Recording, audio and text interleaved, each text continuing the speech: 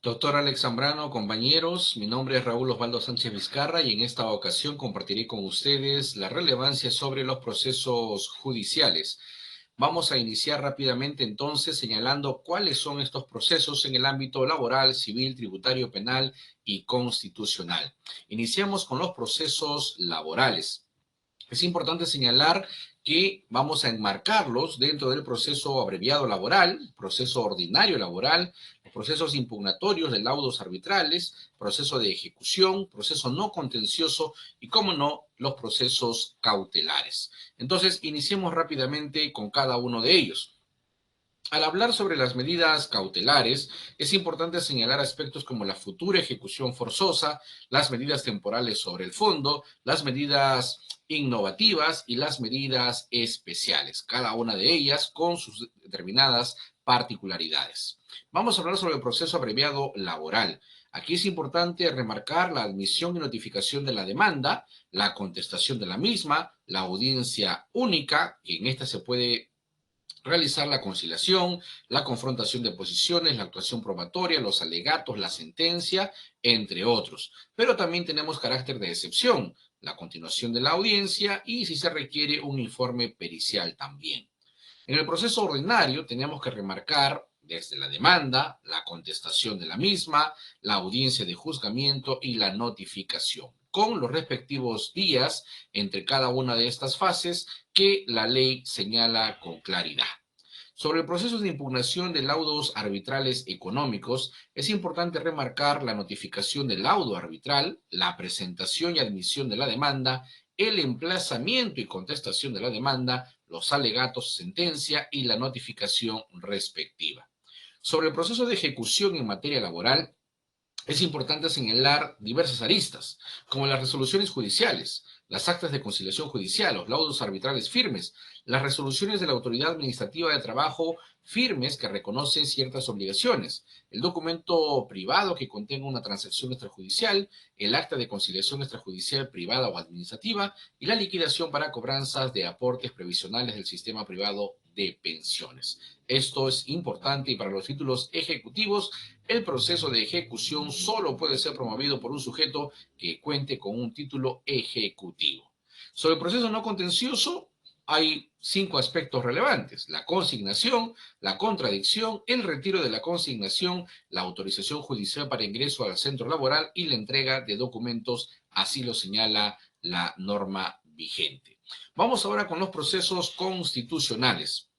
Aquí podemos hablar sobre un esquema del proceso de amparo, por ejemplo. Se inicia con la demanda, esta podría ser inadmisible, por ejemplo, o podría ser admisorio con fecha para audiencia única en plazo máximo de 30 días. Si es en el primer escenario, se traslada al demandante para que pueda subsanarse, o en caso que no se subsane, se declara improcedente, va a la apelación y trámite en sala. Pero si es admisorio, hay un traslado al demandado por 10 días, hay una contestación con o sin excepciones y hay un traslado al demandante de la contestación, o puede prescindir de la audiencia si la demanda es improcedente, es decir, es igual a una sentencia de improcedencia, o el acto lesivo es manifiestamente ilegítimo, es decir, ya una sentencia fundada. Entonces va a depender de la situación que se presente en el proceso de amparo. En el proceso de inconstitucionalidad, es importante remarcar acá que la demanda es ante el órgano supremo del Tribunal Constitucional, se interpone dentro del plazo respectivo conforme a la norma. Una vez interpuesta esta demanda, el tribunal la va a calificar dentro del plazo de ley y va a conceder, además, un plazo no mayor de 5 días si el requisito omitido es susceptible de ser subsanado, para que exista una contestación de la demanda, una vista de la causa o un informe oral dentro del plazo para entonces recién poder dictar sentencia. ¿Quiénes están facultados para interponer esta acción de inconstitucionalidad? El presidente de la República, el fiscal de la Nación, el defensor del pueblo, también 25% del número legal de los congresistas, 5.000 ciudadanos, presidentes, o en este caso gobernadores regionales, también autoridades locales, en fin, y además los colegios profesionales. Esquema del proceso de acción popular. Es, en este caso, igual. en el orden. La demanda se interpone dentro del plazo de ley. Una vez interpuesta esta, la sala va a conceder un plazo a criterio de esta si el requisito omitido es susceptible o no. La contestación, la vista de la causa. La diferencia es que esta acción popular puede ser vía el Poder Judicial, ¿no? A diferencia de las otras que iban directamente al Tribunal Constitucional. Proceso de cumplimiento. Acá tenemos la interposición de la demanda, el auto de saneamiento, la contestación y tenemos la audiencia única para poder emitir una sentencia y, de ser el caso, poder haber un recurso de apelación también y se eleva el expediente al superior. Esto es en primera instancia. Pero en una segunda instancia, ya en la sala civil superior, hay una expresión de los agravios por el apelante, hay un traslado de esa expresión de agravios, está la sentencia que declara infundada o improcedente para el recurso de agravio constitucional. Además, se concede el recurso de agravio o se deniega el recurso de agravio.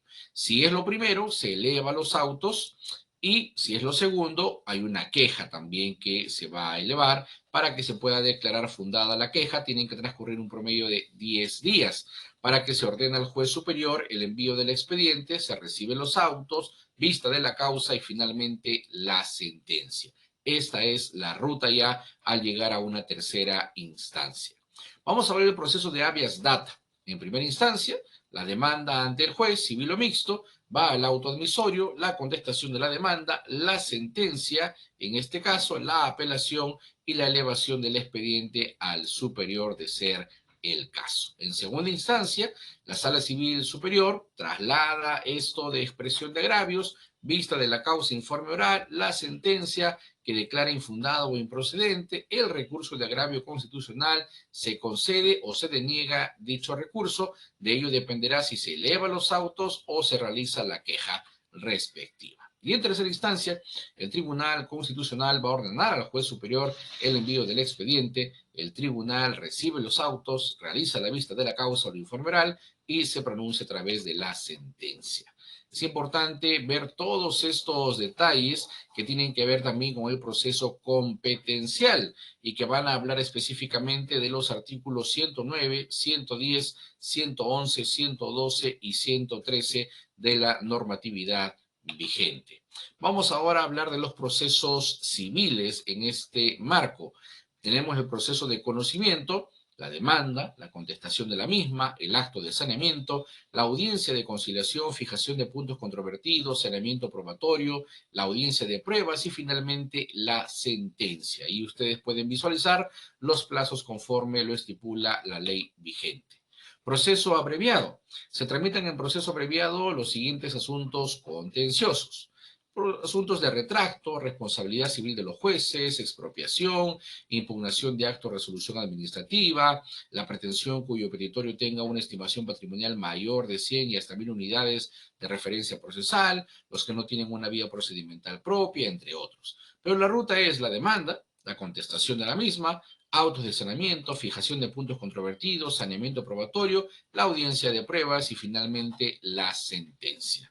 En el proceso sumarísimo tenemos la demanda, la contestación de la demanda, la audiencia de saneamiento, actuación de pruebas, la sentencia, y en autos contenciosos veamos alimentos, separación convencional y divorcio ulterior, interdicción, desalojo, interdictos, los que no tienen una vía procedimental propia, aquellos cuya estimación patrimonial no sea mayor de 100 URP y los demás que la ley señale. Vamos ahora el proceso cautelar en el Código Procesal Civil peruano. Y tenemos acá las medidas cautelares, saber si el juez competente, oportunidad y finalidad, el requisito de la solicitud, el contenido de la decisión cautelar, las características de la medida cautelar. Pero es importante además señalar aquí la exposición de los fundamentos de su pretensión cautelar, señalar la forma de esta, indicar si fuera el caso los bienes sobre los que debe recaer la medida y el monto de su afectación, ofrecer la contracautela, designar el órgano de auxilio judicial correspondiente si es que fuera el caso. Vamos ahora a proseguir con el proceso de ejecución. La demanda, el mandato ejecutivo, la contradicción, la contestación de la demanda, la audiencia respectiva, el auto final y finalmente la apelación. En el proceso no contencioso tenemos el procedimiento, la competencia, requisitos y anexos de la solicitud, el trámite, y que esto va a señalar la inadmisibilidad o la improcedencia de la misma.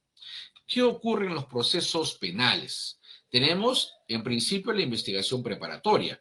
Inicia la denuncia y las diligencias preliminares. Con la disposición de la formalización de las diligencias preliminares, va la disposición de formalización y continuación de la investigación preliminar y entramos ya al terreno de la investigación preparatoria, donde hay una disposición de conclusión de investigación preparatoria. Los plazos acá son importantes. Son 60 días prorrogables en el caso de las diligencias preliminares. Para casos simples, 120 días de prórroga. Para casos complejos, 8 meses de prórroga. Para casos de crimen organizado, 36 meses de prórroga.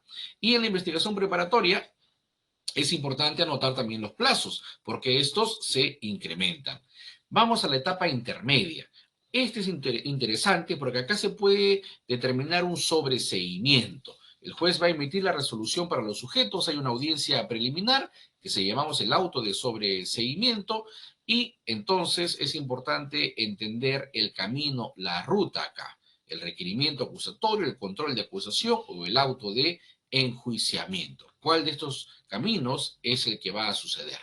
Y ya entrando a juicio oral, que es la otra etapa, tenemos acá el auto de citación a juicio, la instalación de audiencia, los alegatos preliminares, las instrucciones del juez, la admisión o no de responsabilidad del acusado, el ofrecimiento de nuevos medios de prueba, la declaración del acusado, el examen de testigos, el examen de peritos, los alegatos finales, la deliberación y finalmente la sentencia que va a emitir el juez en materia penal. ¿Cómo ocurre el proceso por colaboración eficaz? Tenemos una fase de calificación, una fase de corroboración, una fase de convenio, una fase de control y decisión jurisdiccional y una última fase de revocación. Es importante que se cumplan cada una de estas fases en el proceso por colaboración eficaz. Veamos ahora el proceso por terminación anticipada. Y acá parte de una iniciativa. Fiscal, abogado, la participación importante, el conocimiento de todas las partes procesales, hay una audiencia de terminación anticipada que es de carácter privado, pero es importante acá la imputación que puede hacerse y puede hacer una solicitud conjunta, hay una pena, una reparación civil, un acuerdo provisional y para ello se realizan reuniones preparatorias informales. Es un proceso por terminación anticipada. En el proceso de seguridad, es cuando el fiscal, luego de haber dictado resolución prevista en el artículo 75 o al culminar la investigación preparatoria, va a considerar que solo corresponde imponer al imputado una medida de seguridad, así, de manera puntual, y que son aplicables las disposiciones del título cuarto del libro primero del Código Penal. Entonces se realizarán las actuaciones de investigación, estas son imprescindibles, y si estima que estas han cumplido su objeto. Entonces, es importante esta disposición en el proceso de seguridad. Además, podemos tener acá un informe pericial, obviamente, sujeto a apelación, la solicitud del proceso de seguridad, la incoación al proceso de seguridad también, y naturalmente el juicio oral, la sentencia, y claro está, susceptible de apelación. Proceso por faltas, la denuncia, la investigación policial, el auto de situación a juicio, la audiencia, pudiera haber conciliación y acuerdo de reparación, la sentencia y finalmente la apelación, como en todos los casos. En el proceso inmediato, el fiscal va a señalar si es casos de flagrancia, de confesión sincera, suficiencia conviccional u omisión a la asistencia familiar o peligro común. Entonces, el juez de la investigación de preparatoria va a convocar una audiencia para que pudieran existir medidas coercitivas, principio de oportunidad, acuerdo preparatorio, terminación anticipada, procedencia de proceso inmediato, en fin. Y hay una acusación fiscal, naturalmente, ante cada caso que es particular. Proceso por delito de ejercicio privado de la acción privada. Si no se hace, dice archivo de la querella, por ejemplo. Si hay una querella, hay una subsanación, hay una resolución de admisión, ojo, traslado a la otra parte, hay un auto de situación de juicio, una audiencia y naturalmente una sentencia. ¿Qué ocurre en los procesos tributarios? Hay procedimiento de cobranza coactiva, notificación de la resolución de ejecución coactiva, interposición de medida cautelar, inicio de esta ejecución forzada y también pudiera haber una suspensión. Entonces es importante este procedimiento. Pero además el procedimiento contencioso tributario, porque existe la presentación de reclamación ante el órgano que emitió el acto a reclamar, pago previo, por ejemplo, o no cumple con los requisitos. Entonces, habría que ver en cuál de las circunstancias y esto merecería una subsanación y en caso que se declare no inadmisible. Pero podría haber el otro camino, que es la admisión del recurso, y entonces hay una fase probatoria debidamente. En el proceso o el procedimiento no contencioso, perdón, hay un trámite de solicitudes no contenciosas y también en el caso de la impugnación. En el primero, las vinculadas a la determinación de la obligación tributaria deberán ser resueltas y notificadas en un plazo no mayor a 45 días. Tratándose de otras solicitudes no contenciosas, serán resueltas según el procedimiento regulado en la Ley de Procedimiento Administrativo General, es decir, la Ley 27.444. Y si se trata de la impugnación, las resoluciones que resuelven las solicitudes serán apelables ante el Tribunal Fiscal. En caso de no resolverse dichas solicitudes en el plazo máximo de 45 días hábiles, el deudor tributario puede interponer recurso de reclamación dando por denegada su solicitud. Entonces, hemos podido ver cada uno de estos procesos judiciales en el ámbito laboral, civil, penal, constitucional y, como no, también tributario. Agradecido por su atención, doctor, compañeros. Han sido ustedes muy amables por acompañarme en este tiempo de exposición. Muchas gracias.